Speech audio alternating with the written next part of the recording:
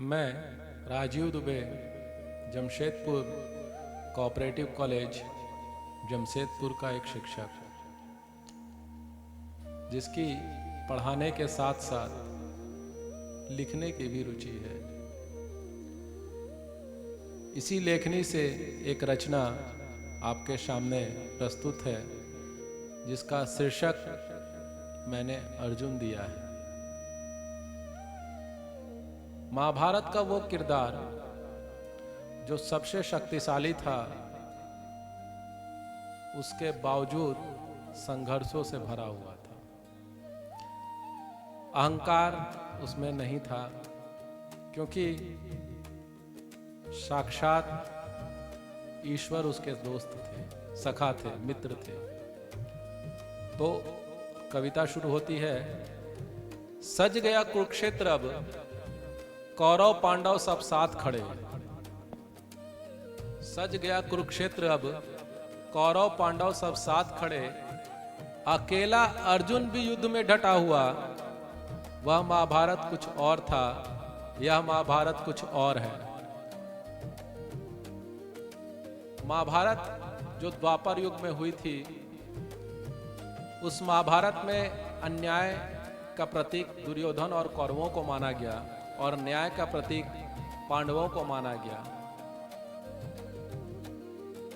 आज न्याय अन्याय की बात तो छोड़ दें, अपने ही अपनों के दुश्मन हो जाते हैं। यानी पांडव में भी अब एक दूसरे के दुश्मन हो गए।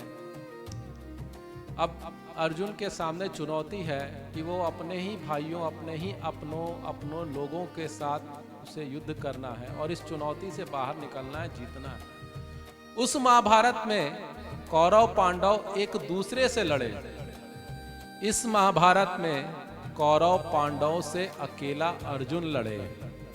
वो जो महाभारत थी, उसमें कौरव एक तरफ थे, पांडव एक तरफ थे। लेकिन इस महाभारत में कौरव पांडव एक साथ हैं और उनसे अकेला अर्जुन युद्ध लड़ रहा है।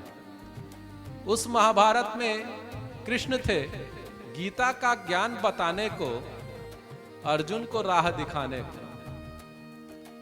इस महाभारत में बिना कृष्ण के अर्जुन को अकेला ही लड़ना होगा। अपनों से अपनों के बीच विजयी होकर निकलना होगा।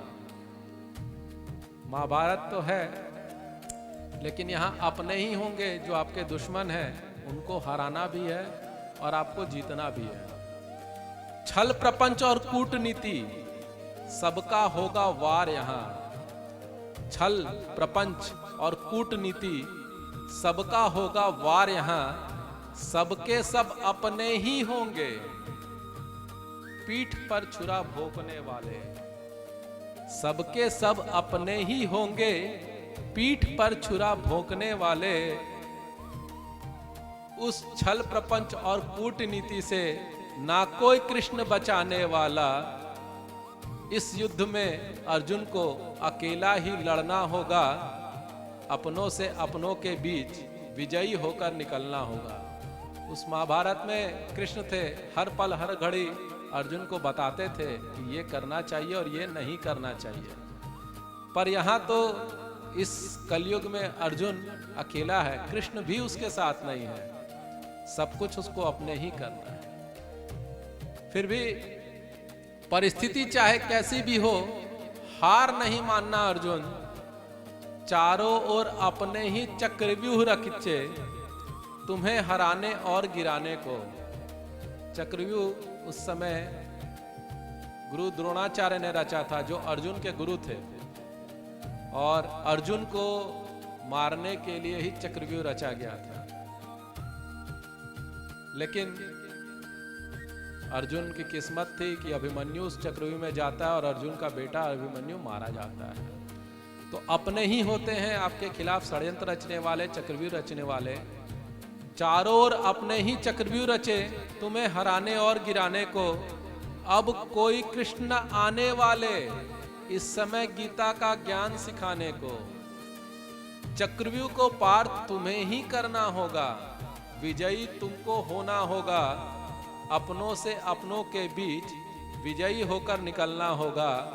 इस महाभारत में बिना कृष्ण के अर्जुन को अकेला ही लड़ना होगा, अपनों से अपनों के बीच विजयी होकर निकलना होगा, विजयी होकर निकलना होगा।